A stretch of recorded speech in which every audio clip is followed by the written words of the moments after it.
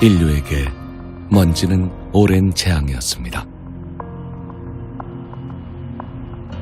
인류는 먼지를 두려워했고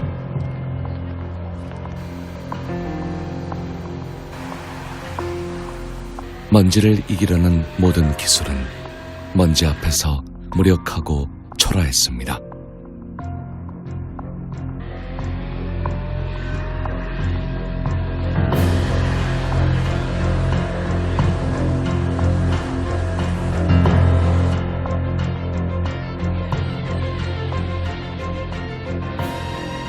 공기처럼 모든 곳에 있고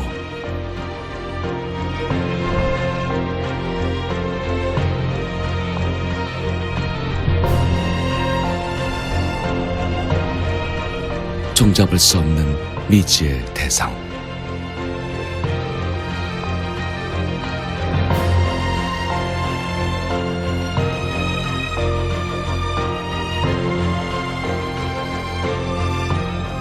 인류는 아직 먼지를 알지 못합니다.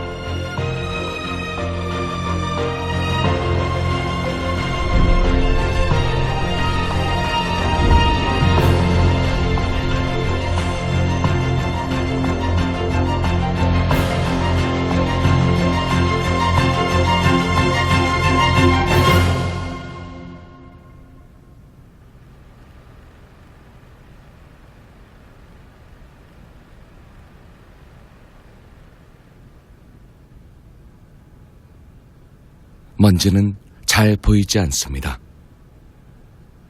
0.5 마이크로미터의 아주 작은 먼지까지 잡아낼 수 있는 특수 카메라가 아니면 우리는 이런 먼지를 절대 볼 수 없죠.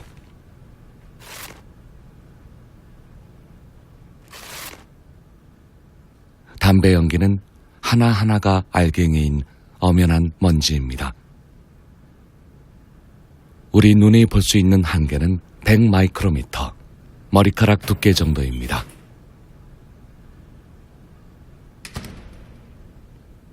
하지만 이곳에선 그보다 200배나 작은 0.5 마이크로미터의 먼지를 볼 수 있습니다.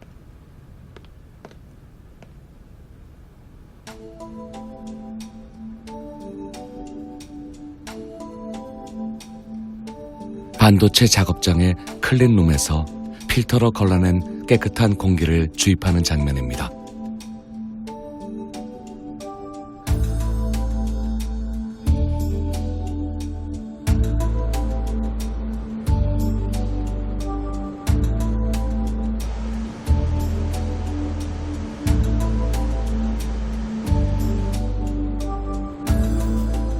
검은 물결처럼 내려오는 게 먼지가 하나도 없는 깨끗한 공기입니다.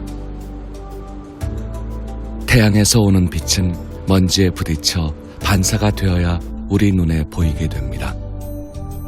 파장이 짧은 빛은 파란색으로 보이고 파장이 긴 빛은 붉은색으로 보입니다.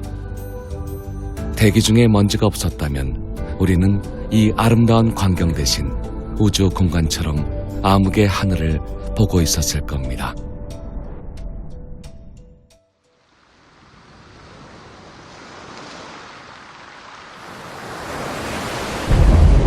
놀랍게도 30억 톤의 먼지가 바다에서 나옵니다.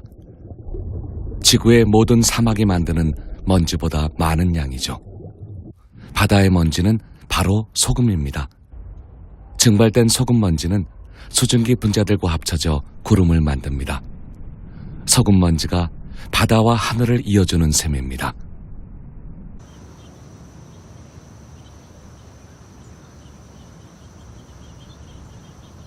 우리가 발딛고 사는 육지, 땅과 흙입니다. 먼지의 진정한 고향이죠. 사실 먼지라는 말도 묻다 할 때 묻에서 왔습니다. 먼지가 모인 게 흙이고 다져진 먼지가 땅입니다.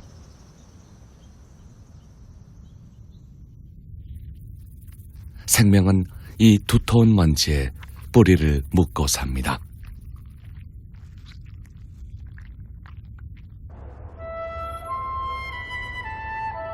먼지는 땅과 바다와 하늘, 모든 곳을 연결합니다.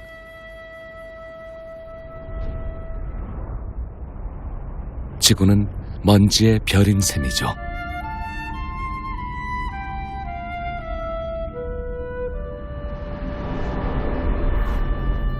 우주의 모든 별들도 137억 년 전 먼지와 가스들이 뭉쳐 생긴 겁니다. 온 우주가 먼지인 셈. 먼지는 참으로 헤아릴 수 없이 크고 넓습니다.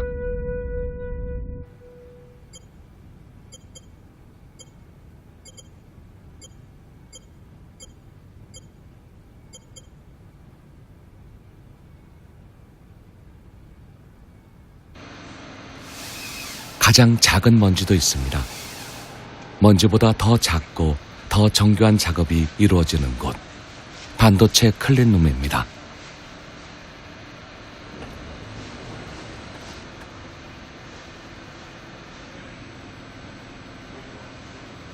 실제 요즘 그 반도체 공정에서 사용하는 패턴 사이즈는 대략 한 0.02 마이크로메타 정도 됩니다. 그 정도면 머리카락 굵기의 한 4,000분의 1? 그 정도 사이즈거든요. 근데 그 정도 사이즈인데 우리가 일반적으로 먼지라 하면 보통 0. 몇 마이크로메타 막 이렇게 적어도 그 정도 사이즈가 된단 말입니다. 그런 게 얹혀 있으면 적어도 10배 이상의 사이즈거든요, 패턴보다는. 사실 그런 게 하나 얹혀 있으면 전체 패턴이 한 패턴뿐만 아니고 전체 패턴을 다 가리기 때문에 도저히 반도체 공정을 진행할 수가 없죠.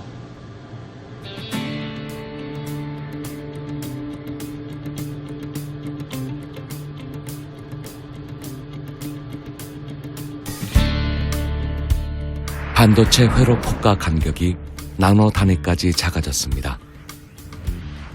과거엔 별 문제가 되지 않았던 먼지도 회로 입장에선 장애물이 됐죠. 먼지는 회로를 쉽게 손상시킵니다.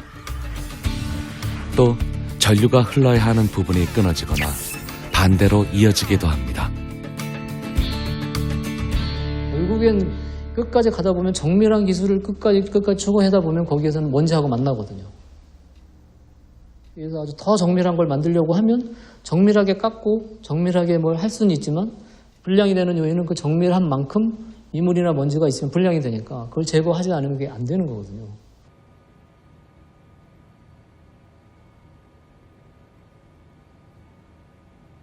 반도체는 10나노급에 도달했습니다. 머리카락 굵기의 6,000분의 1.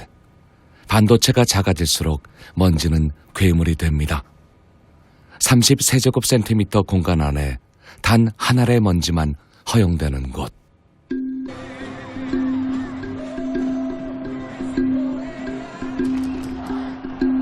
클린룸의 청정도는 월드컵 경기장 전체에서 단 하나의 모래알갱이만 발견되는 수준입니다.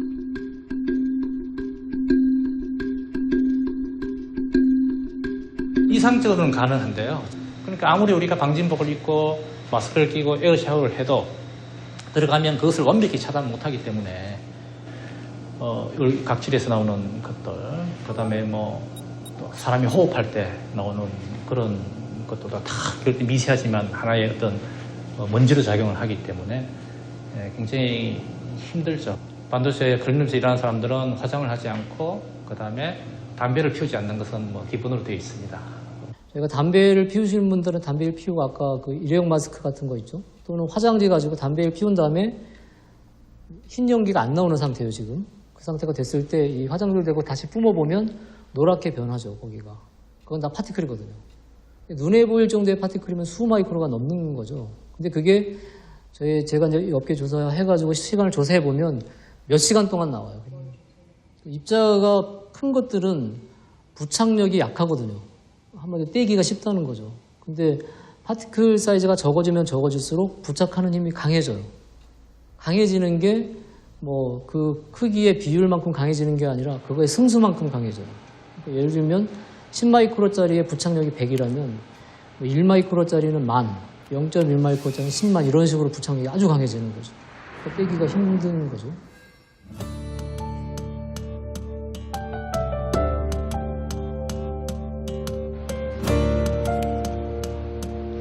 공기 중 먼지 개수는 정상인데도 제품 불량이 나오는 경우가 있습니다. 특수 필름으로 클린룸 안의 모든 먼지를 채취해 크기, 모양, 성분, 개수를 분석합니다. 파티클이 제로가 되지는 않아요. 다만 근사적으로 제로까지 가는 것이지 제로를 만들 수는 없습니다.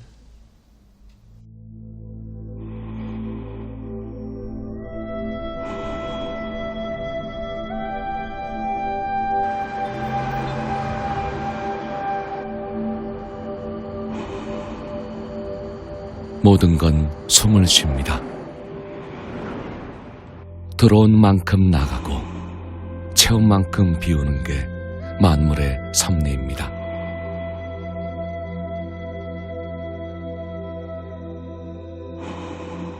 숨을 쉬는 모든 생명도 마찬가지. 생명은 들숨과 날숨으로 이어집니다.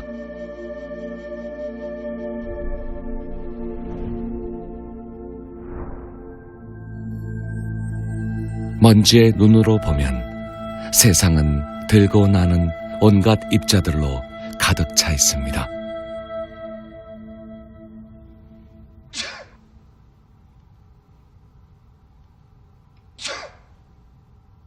특히 사람은 먼지를 뿜어내는 작은 화산입니다.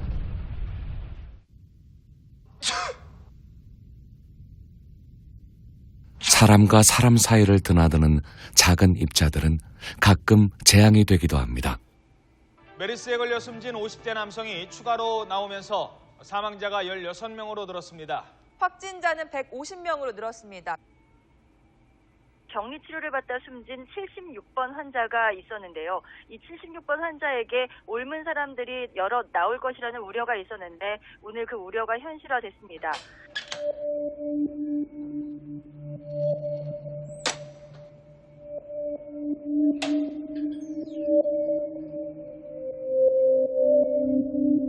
이곳에선 바깥과 안쪽이 철저히 나눠졌습니다. 아주 작은 움직임도 엄격히 통제됐습니다.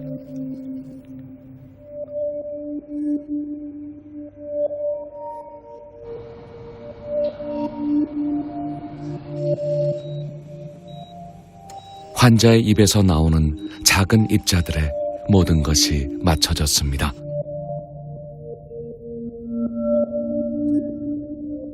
5마이크로미터보다 큰 침방울은 바닥으로 떨어지지만 그보다 작은 것은 공기 중에 떠돌며 멀리 날아가기도 합니다. 바이러스는 세균보다 100배 정도 작기 때문에 세포에 기생하기도 하고 미세한 침방울에 붙어 떠돌 수도 있습니다.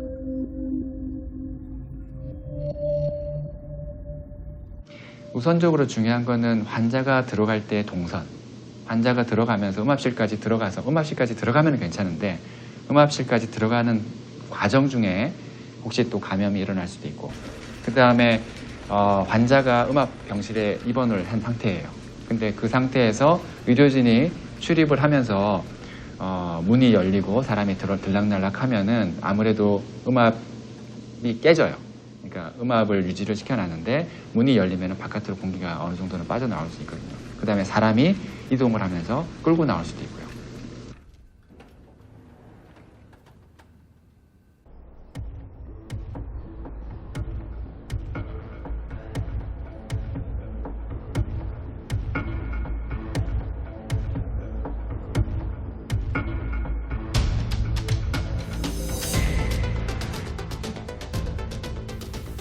서울의료원 음압격리병동은 의료진 구역과 환자 구역을 분리했습니다. 환자 전용 복도의 공기는 감염 환자가 있는 병실 안으로만 흐릅니다. 의료진 전용 복도 역시 마찬가지. 병실 안으로만 흐르는 공기는 감염균이 밖으로 나오지 못하게 합니다. 병실에 모인 공기는 필터가 달린 배기구를 통해 바깥으로 배출됩니다.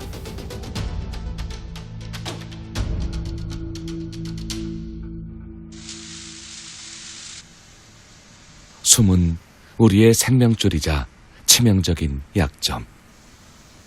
공기를 통제하는 게 중요했던 이유입니다.